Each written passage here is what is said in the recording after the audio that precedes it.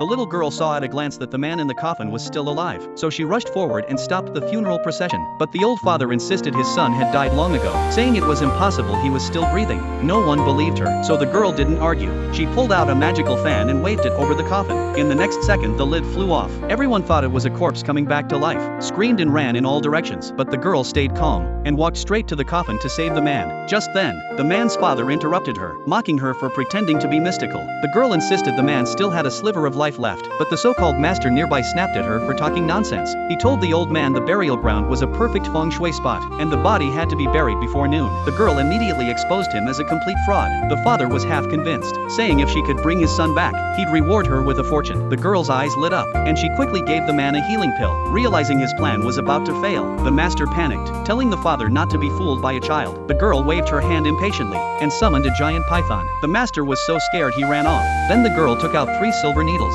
and pierced the man's key acupoints. In the next moment, the man suddenly sat up in the coffin and spit out a mouthful of poison. The shocked father rushed over to check his breath, only to realize his son was truly alive. The girl immediately warned them. What happened today was no accident. Someone had plotted against them, trying to cut off their family bloodline. To uncover the truth, the girl took the father and son back home. Meanwhile, the man's wife and her cousin were celebrating, dreaming of inheriting the entire family fortune. But just then the panicked master found them and told them the man had come back to life. Before they could react, the girl arrived with the father and son. The scheming woman was terrified and asked how her husband was still alive. The man calmly replied that the little girl saved him. As soon as the girl saw the woman standing beside him, she realized he'd been betrayed. To wake him up, she placed a green hat on his head. The father immediately understood and warned his son his wife might be unfaithful. The woman angrily accused the girl of lying and quickly claimed she was pregnant with his child. The man was shocked. Thinking back to when he was poisoned and unconscious, he started to doubt her words. Sensing things were falling apart, the woman began to cry and beg him to believe her. As the man hesitated, the girl calculated the truth and found out the child wasn't his.